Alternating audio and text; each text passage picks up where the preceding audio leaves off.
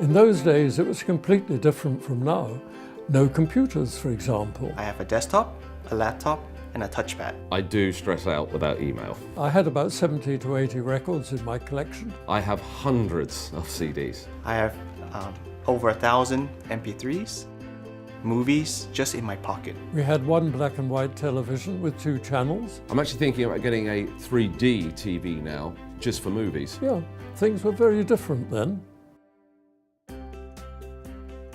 In those days, things were slower, but we felt there was movement. We felt that things were progressing. I was born in the 1960s, and technologically, they were way ahead of the game even then. I wasn't born then, but I do know KEF's pedigree.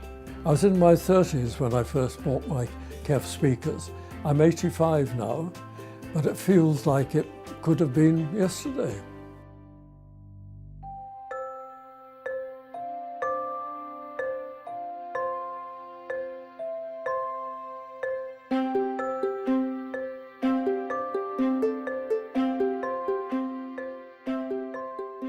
In the 1960s, I was working in London. I'm an architect, and the technology seemed to be going at such a fast rate that I couldn't wait to get real high fidelity. I was also fortunate in having a friend, I call him my guru, because he worked for a firm of manufacturers of recording equipment.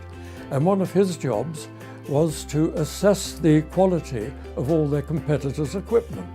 And as a result of this, he was able to tell me quite emphatically that KEF were the people to go to, and as a result I got perfect fidelity. My guru was right.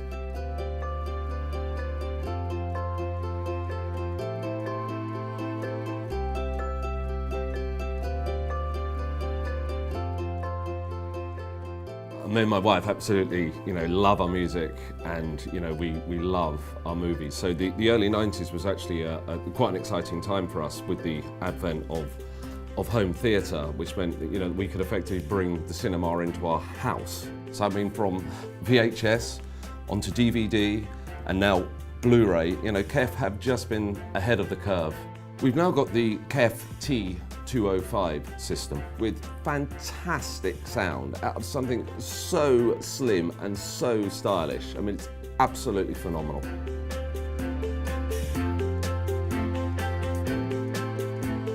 I've always loved new technologies and design.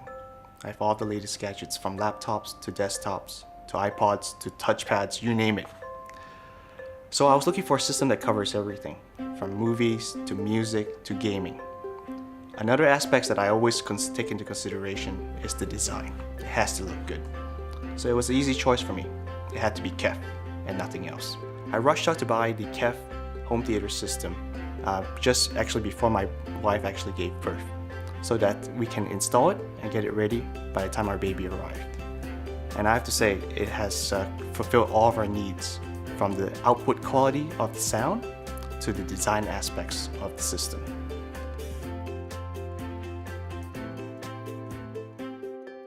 Raymond was a real stickler and a classical music lover.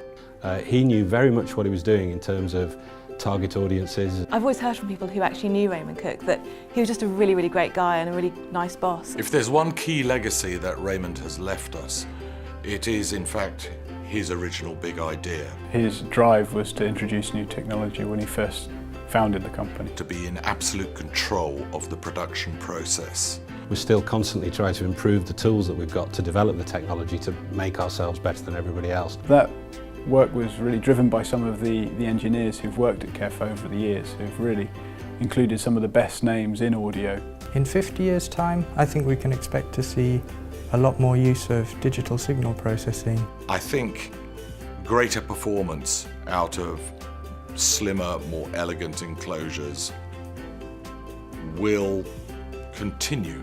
I really hope that KEF technology is going to be pushing things forward. It's hard to even imagine what we could do. Things that we haven't even dreamed of yet. It's very difficult to predict whether in 50 years' time we'll still be using refinements of the same technology or something dramatic, very new to the world of physics we haven't thought about yet. Where it'll stop, I'm not quite sure. I don't know, there must be a limit. It'll certainly be an interesting 50 years. I'm glad that I've been around while these advances have been made in the technology of recording. Where do they go from here? You can only speculate. Come back and interview my daughter in the next 50 years.